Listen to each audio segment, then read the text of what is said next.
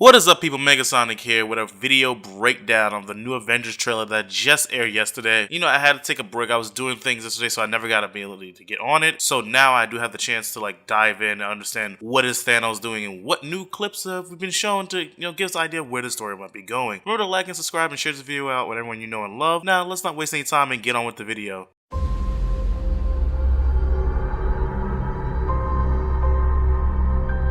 The entire time I knew him, he only ever had one goal. To wipe out half the universe. If he gets all the Infinity Stones, he can do it with the snap of his fingers. Just like that.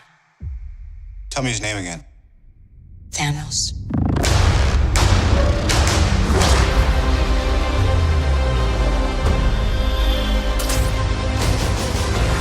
We got one advantage. He's coming to us. We have what Thanos wants, so that's what we'll use.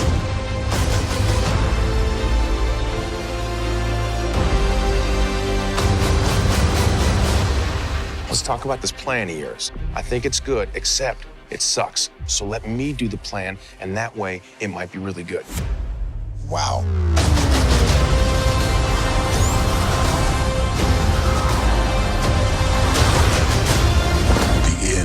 Is near.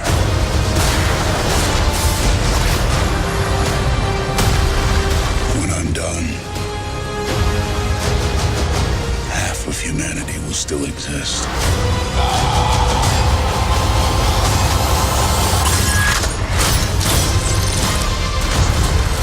Perfectly balanced,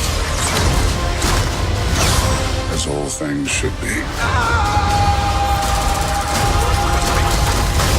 I hope they remember you.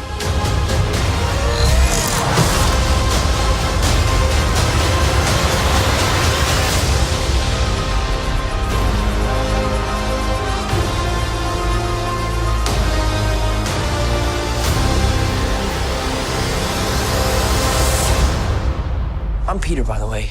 Doctor Strange. Oh, you're using your made-up names. Then I am Spider-Man.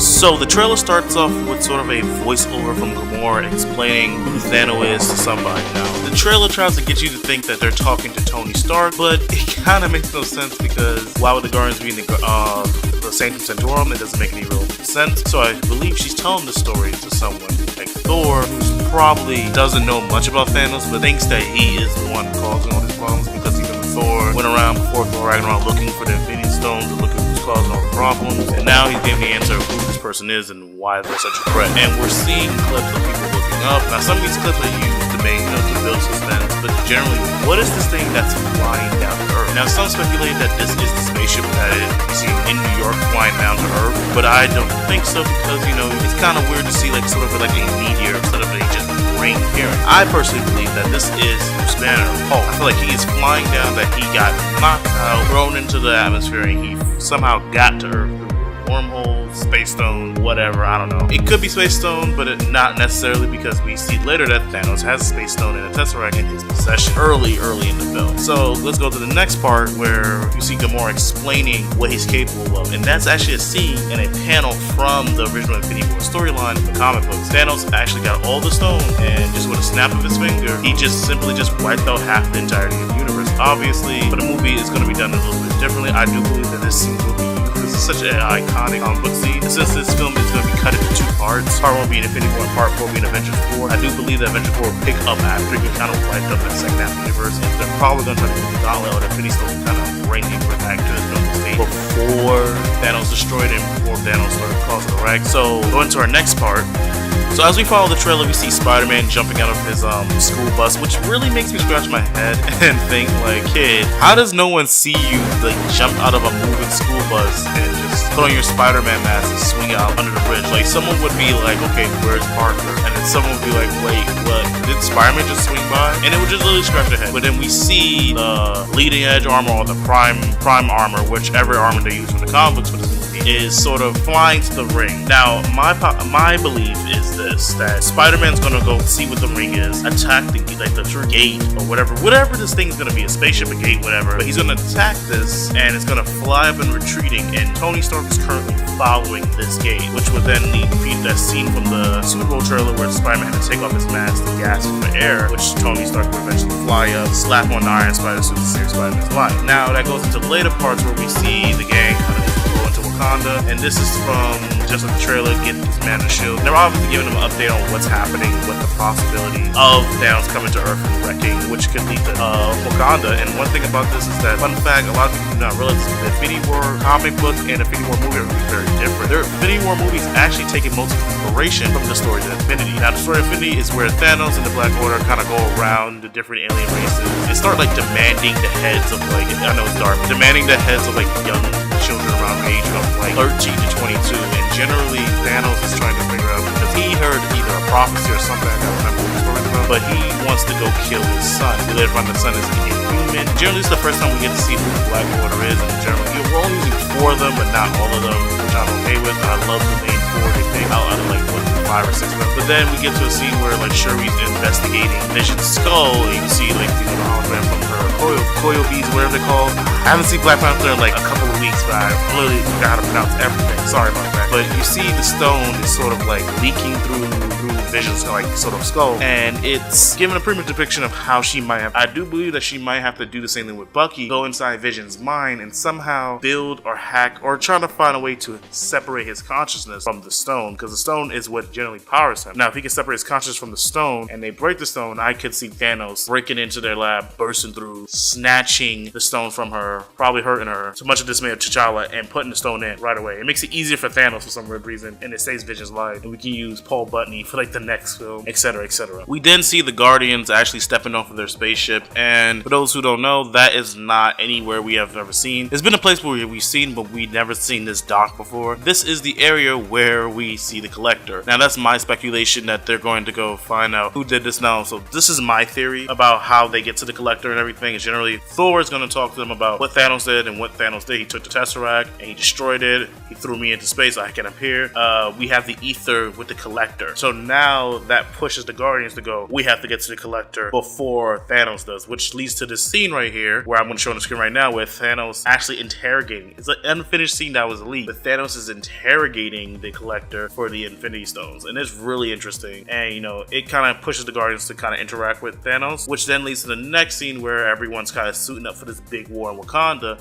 Meanwhile, everyone else is in space, and you see Star-Lord and Tony Stark kind of bicker a little bit, and I enjoy that a lot because Star-Lord is kind of crafty dude. Tony Stark's someone who's generally just like, I don't have time for this type of shit, and it's just a hilarious scene. But I believe that they eventually try to go to Titan, which they will end up being intercepted or kind of running into Doctor Strange, Peter Parker, and Iron Man, and those scenes kind of like morph together because they all have the same common goal, taking out Thanos at his home planet, which will lead to some dire problems. Then we also cut to a scene where we see the rest of the Guardians, which is Groot, Rocket, and now Thor, traveling to where he built, where Mjolnir was built, and he's getting a new Mjolnir technique, a new hammer, so he can channel his newfound godlike Thor force abilities through the hammer. And for one thing we notice is that the hammer has been rendered out. It's been CGI'd out because they don't have a complete render of it done yet, but even though we've seen it in like toy packaging and everything else, I kind of already know what it looks like, so I think it'll be a cool time to show his new hammer. But I think they're saving that for the moviegoers who do not analyze every little thing like we do on the internet, because we can't enjoy things simply just watching them vague. We have to analyze and understand why the story is going this route, because you know it makes our little nerdy brains ache. So we see one of the gates crashing onto Titan, which we're seeing right now, and that is, I believe personally, in my theory, this is most likely Iron Man, Doctor Strange, and Peter Parker landing on Titan. They're using the ship's coordinates to get to Titan much quicker, and they're most likely going to run into the Guardians, who also going to see the ship and intercept them and probably gang up, like I said earlier. Now we're seeing it crash on Titan. That means they alerts to Thanos that they're here. Getting more into it, we're actually seeing more of Gamora's backstory, which is something that I never really thought of seeing in the Infinity War trailer, and that's a big mistake on my part, because Gamora is the adopted daughter, just like Nebula and just like the rest of the Black Order. They are the children of Thanos. He adopted her, and they're showing this scene because I do believe Gamora played a huge part in this storyline because of the fact that she has grown up and raised by this man. She grew up and was raised by this guy, and now she has to fight against him. And Nebula has been searching ever since for the past few years for Thanos. So I would see that this will kind of show us what he was doing to Nebula, why she has mechanical parts, why does he take so much care in Gamora. We then also see Black Order in their entirety, and they look spectacular. Princess Approximate Midnight looks great. She has a spirit to like Loki's head. Got Black Dwarf, aka Cole Obsidian. You know, he's the big guy in the group, and they had to change Black Dwarf because Black Dwarf sounds kind of racist. So they switched back to something else, which is okay with my part. I don't mind it. Just like we changed the band name to Mabu,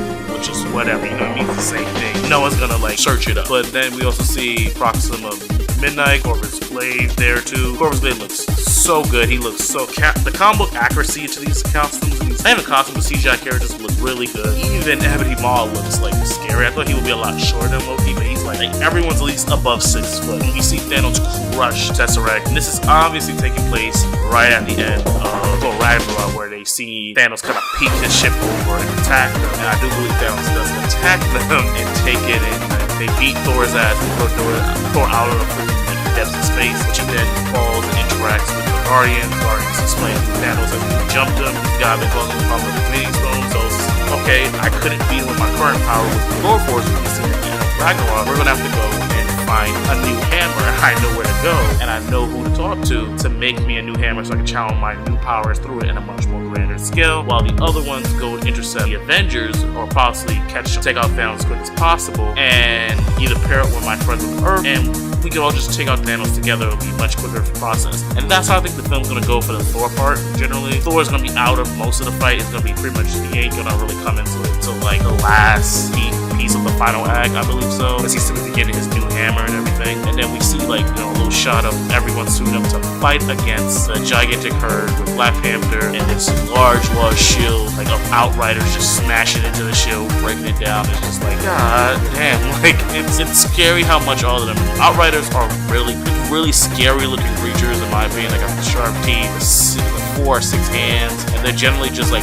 used for just like incognito missions, and they can just literally like, if you find them, you get teared apart instantly, because they're just like, think of the Thrall from like, think of every like alien movie or any alien game, and you have like sort of weaker, more feral creatures, like let's say Thralls from Destiny 2, they're more like that. Now for the final part of the trailer, we just see the action shot, we see Scarlet Witch fighting in London, we see so many other characters fighting, and we see sort of this mental battle between Doctor Strange and Ebony Maw. And for those who are wondering, is Ebony Maw gonna be like another Sorcerer Supreme level villain to Doctor Strange? Not necessarily. His power is more on the base of just manipulating the mindset. Like in the Infinity storyline, he actually manipulated Doctor Strange's brain and stuff. Doctor Strange is supposed to be like the most powerful, like mental telepath, well, not mental telepath, but one of the most powerful magic users in like, all around. So seeing Ebony Maw kind of just go into his mind, sort of possess him, this make him do something that he would never do. It's just very interesting to see the power level of this character. We see different shots, so we see Spider-Man, but we see Thanos talking to